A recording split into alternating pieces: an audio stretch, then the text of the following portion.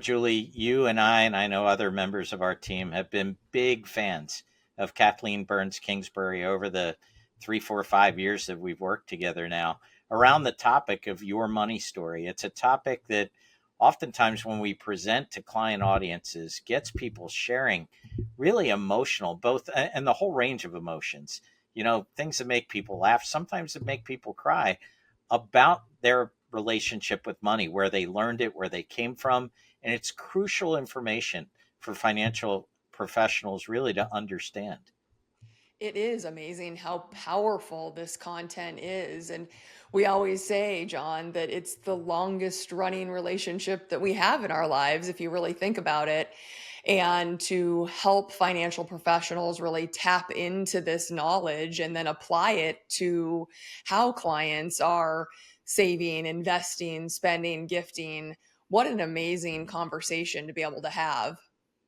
And Julie, I have a challenge for all of our listeners, and that is when you listen to the conversation that we're about to share with you that Julie and I had with Kathleen Burns Kingsbury, I want you to listen and think about your own relationship with money, because what we find is once a financial professional really thinks about it, and every time that she talks, both Julie and I are going, that's like the time I learned this, or we did that, Exactly. or my mom said this, or whatever. It's like it takes you right back. So as you're listening to this episode, I want you to think through the elements that Kathleen is talking about in your own money story, because once you understand how this works for yourself, I guarantee you, you'll become a bigger proponent of using these techniques with your clients. Absolutely. All it makes me think of is needs versus wants. I'll leave it at that. Yeah. Well, Julie, why don't you share with our audience a little bit about Kathleen, who she is, and the work that she does, and then we'll invite them to listen into the conversation. I'd be delighted to. Kathleen Burns Kingsbury isn't your average money mindset coach. With over 18 years of specialized experience, she's dedicated herself to empowering women across finance, business, and entrepreneurship.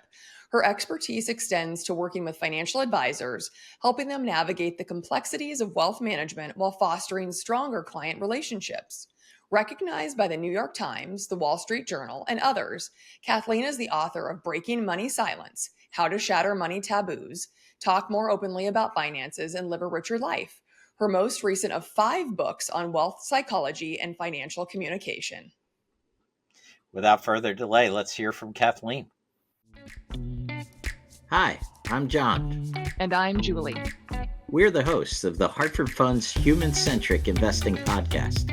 Every other week, we're talking with inspiring thought leaders to hear their best ideas for how you can transform your relationships with your clients. Let's go. Kathleen, welcome to the Human Centric Investing Podcast. We are so excited to have you here with us today. I am thrilled to be here as well with both of you.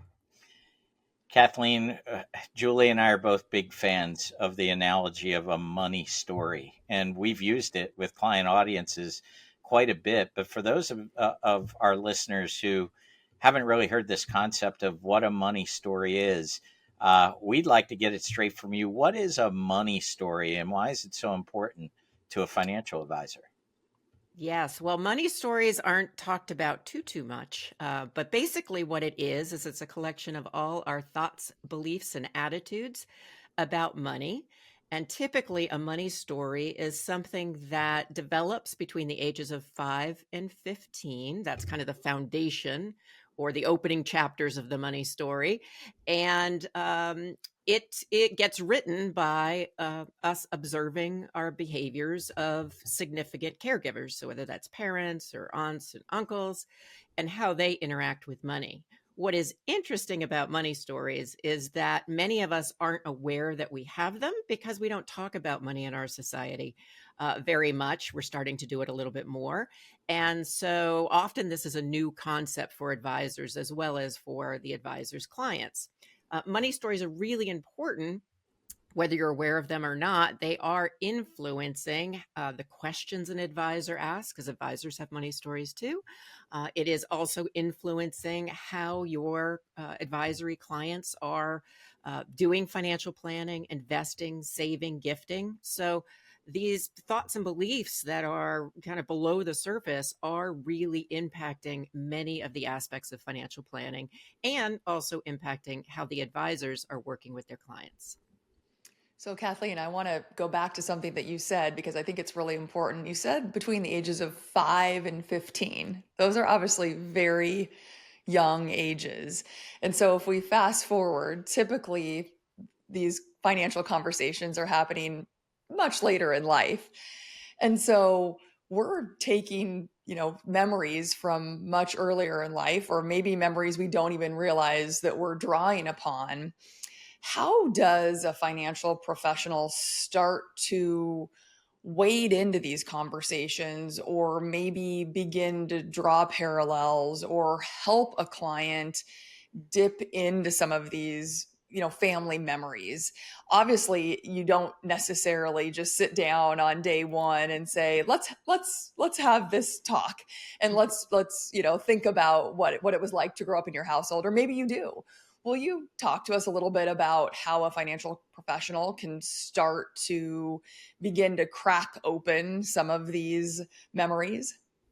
Absolutely. That's a great question. One thing that's important for people to know is that money stories, the foundation is between 5 and 15, but we keep kind of writing chapters as we go along, well into adulthood, well into actually through the course of our lives. So that's important to know. The other thing that is important to know is that you can change your money story once you become aware of it. So if there's something that isn't serving you, you don't have to live with what was written when you were 7 years old. So I think those are important things to highlight. When it comes to an advisor really trying to get at their client's money story, I recommend that they use a tool called a genogram. It basically is a family tree, and it is a family tree that really starts to highlight what are the money messages that were passed down across generations. You may want to use this tool in the discovery process. You may want to wait till later when you've established more trust with your client. But we can certainly talk a little bit more about what that tool looks like. If you decide, hey, I don't want to use this big tool and add this to my whole discovery process, you can ask simple questions such as, what did your parents teach you about money? Growing up, was there conflict about money in your house? How do you think how you were raised impacts how you save, spend, gift, and invest? So you can use this tool. You also can build in some simple questions that aren't going to take as much time, that are going to start to introduce the idea that this is something that we talk about in the financial planning relationship. And it's okay to go there. People usually just go there with you and think it's kind of an interesting part of the conversation. And Kathleen, I want to go back to this concept of the money story overall. You just mentioned a moment ago about the story being made up of different chapters. Can you give us some examples of kind of what these chapters might be? And then within the chapter, we know there's a lot of writing. What makes up the chapter, then, if you will? So, a couple of examples of what chapters might look like, and then kind of what fills the pages. Sure, I love that. So basically, if you think about it, each chapter might be on a particular financial behavior. So it could be a chapter on saving, a chapter on how you spend, a chapter on if you gift, how you gift. I think there's also, to broaden it out, and a lot of the work that I focus in on is there's a chapter about, do you talk about money? Who do you talk about money with? And who do you not talk about money with? For a lot of people, there's also a chapter about earnings. What is a respectable salary? Do you ask for a raise? If so, when? So there are many, many chapters that make up all the different aspects of our relationship with money. And it usually comes down to looking at what we call a money script. So a money script is like one line in the chapter that is a belief about money. So, for example, if you were taught to saving money is good, spending money is bad. So that might be in your saving spending chapter. If you have those money scripts, that's going to impact whether you buy something for yourself whether if you get a bonus at work, you're going to use that to, pay off the mortgage or splurge on something. So each of the chapters has all these different thoughts and beliefs in them. And the beauty of money stories, and I think what's so interesting about them, is they're so unique to an individual. So you can grow up in the same family. Maybe you have some of the same money scripts, but your story is very, very different. It's interesting. I was just going to ask about the family, Yeah. that could people grow up in the same household, obviously, and have very different stories, or could they maybe take something that happened with a family relationship or a parent and maybe rebel against it or do the opposite? Maybe if they grew up in a household where maybe it was hard to pay the bills every month, maybe because money was mismanaged, and they said, you know what, in my lifestyle, I don't ever want to be like that, so I'm going to manage my money to a budget because it's really important to me to not live like that. It's just very interesting. I would imagine how people process that information in their own money story very differently after they move out and kind of have their own lifestyle structure.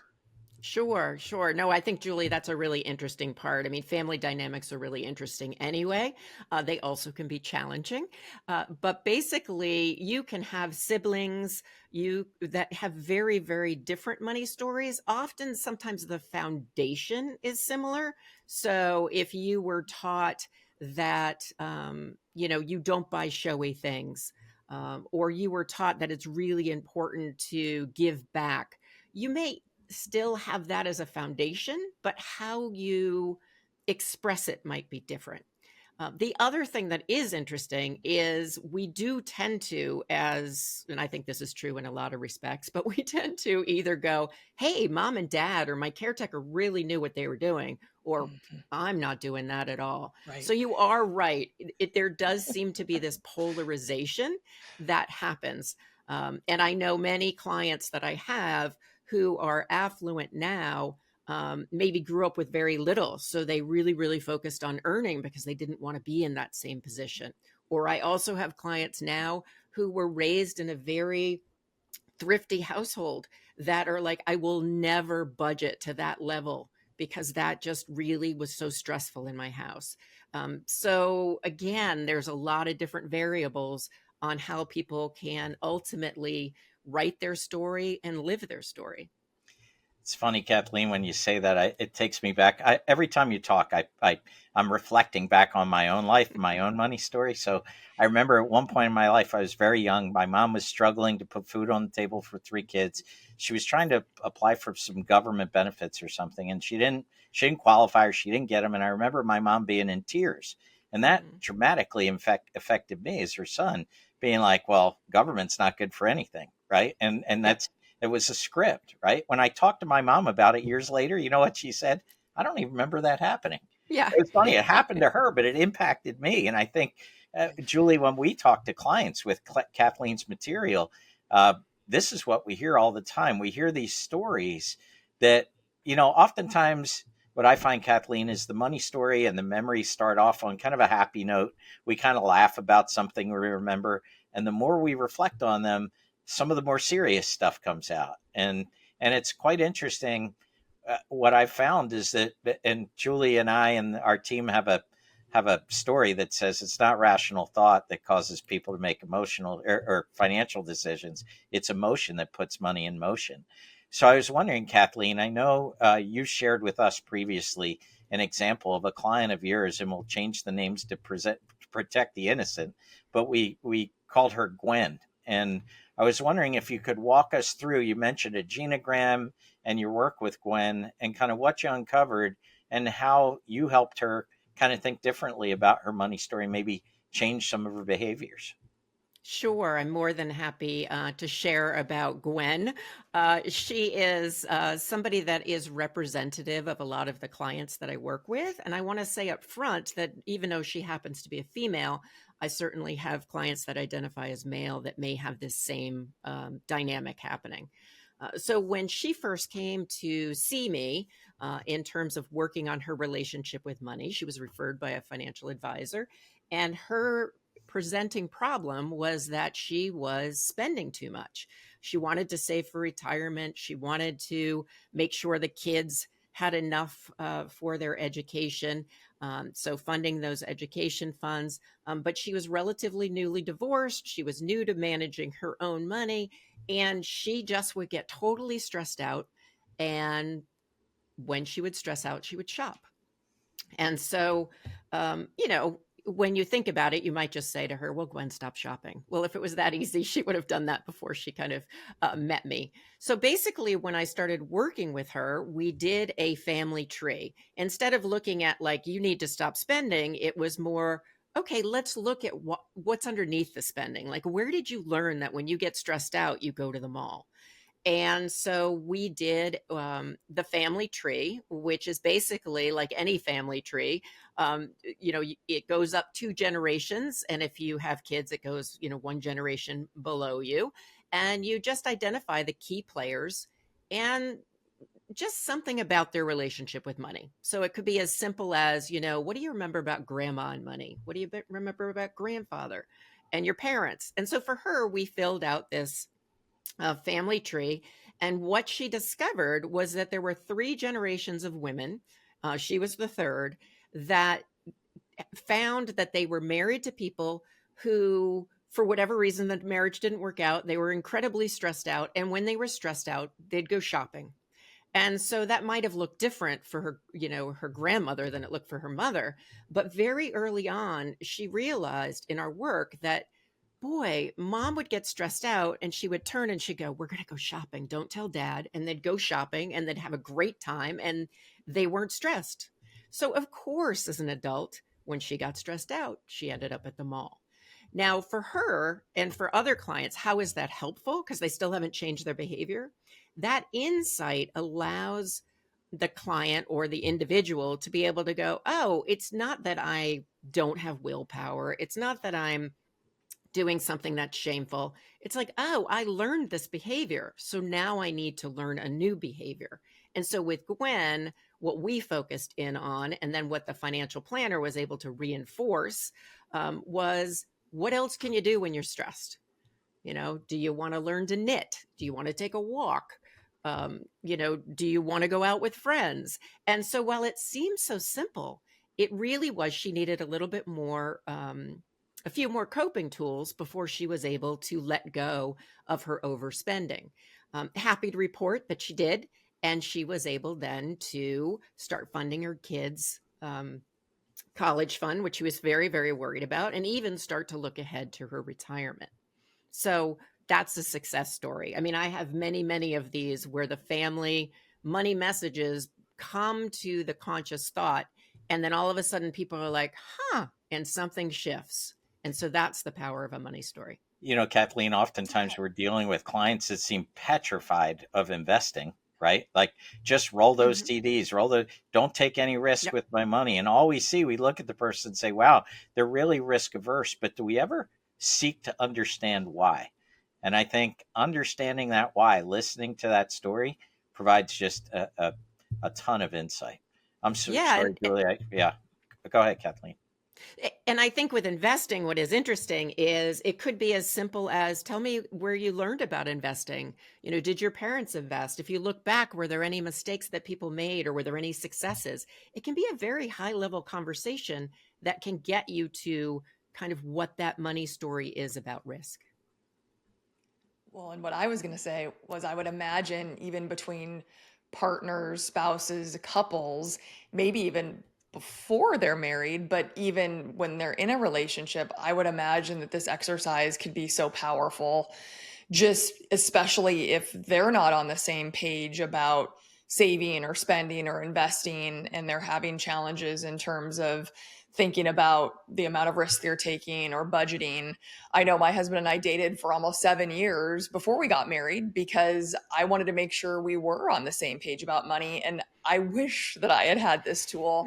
We were young. I didn't know what questions to ask. So it was a lot of trial and error. And I've told him, ever since I discovered your work, Kathleen, I think we could have expedited this by about 5 years had we just had this money genogram, because we would have been able to dig into our past, figure it out, solve it, and move forward. It took a lot of years of trial and error. We finally got there, luckily. But I really truly believe that this would be so helpful. I would imagine that you've seen that in your work between couples. No, absolutely. What's funny is, Julie, you make an assumption that I knew this when I first met my husband, and that is not the case. In fact, in my book, Breaking Money Silence, I talk about my aha moment of like, wow, we haven't talked about money and we've been married like 10 years. So I think it is something I'm hoping to break going forward, but something that historically has certainly happened. It is fascinating with couples. I encourage couples to do this work. And what is interesting about it is, of course, you come from a different background. And of course, you have different thoughts and beliefs and a different money story. What is really nice is when couples are able to do this, certainly before marriage, but even now, being married a long time, and discover what are the ways in which our money story complement each other? Right. What are the strengths that you have versus the strengths that I have? And instead of making somebody's money story wrong, you actually pull on those strengths, because everybody's money story has some things that are helpful and some things that aren't helpful. And couples that are stronger don't have identical money stories, but they've figured out how to blend it and become money compatible. So that is really the key. So, Kathleen, talk a little bit about the role of the financial professional in this telling of, or really receiving of money stories. Like the first thing that comes to my mind is, I think it'd probably be important to be a little bit vulnerable, right? To share some mistakes, or just like both you and Julie made, right? Or just what you just said about, hey, I didn't have this all figured out, right, when we got married, or whatever it might be. But I think being able to show vulnerability probably be important. But what do you think is the appropriate role? I'm sure there are some financial professionals gone, I don't even know if I want to go down this road because I'm not sure I can handle what emotions may come at me. What counsel do you give to financial professionals? Because, Kathleen, I know you talk to them quite often at various conferences and things like that. Yeah, I'm coaching a lot of financial advisors these days around a variety of things, but certainly about money stories. And I think what is important is to, first of all, do the work yourself. Mhm. So go through the money story exercises that we have developed and really get a sense of what your money story is. That in itself will help you feel less intimidated. You'll find out, oh, this isn't that scary of a process. Also, when you are working with clients, there is a lot of research that supports that clients want emotionally intelligent advisors, advisors who go and have these conversations. I call it the human side of finance, just like you're like the human centric podcast, right? So it's a human side of finance. And it really is a risk to your book of business if you don't learn these skills. Now, I am not saying that you have to do the work at the level that I do the work.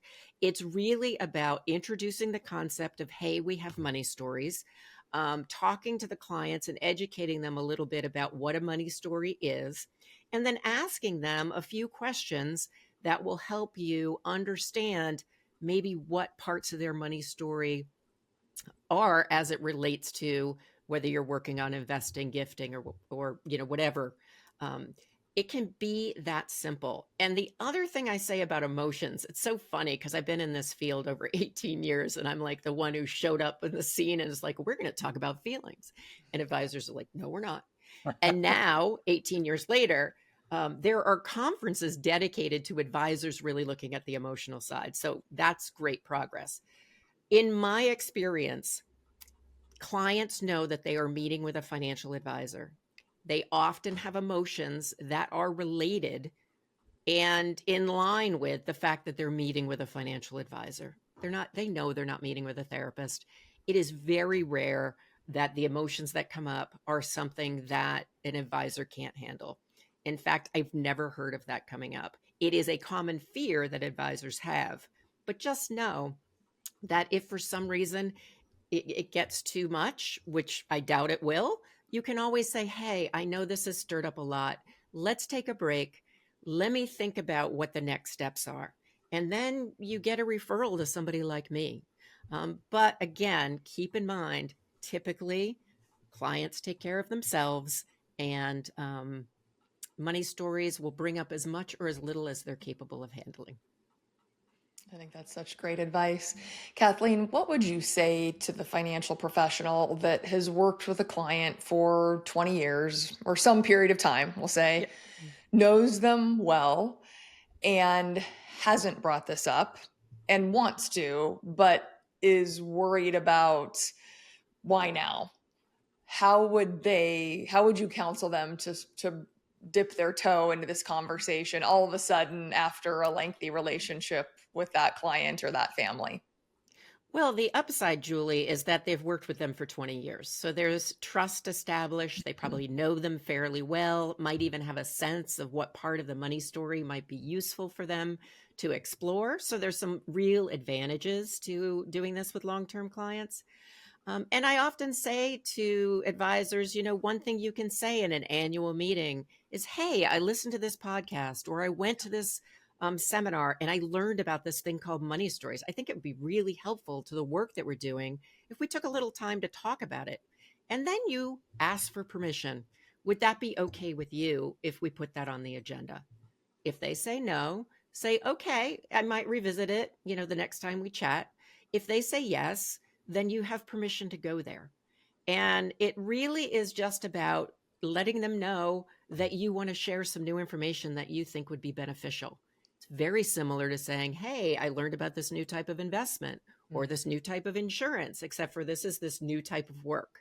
And I think if you approach it that way and you don't stay attached to the results, then you can really introduce this work, and it can be really helpful, especially if people are approaching retirement. I mean, there's all sorts of money stories about that.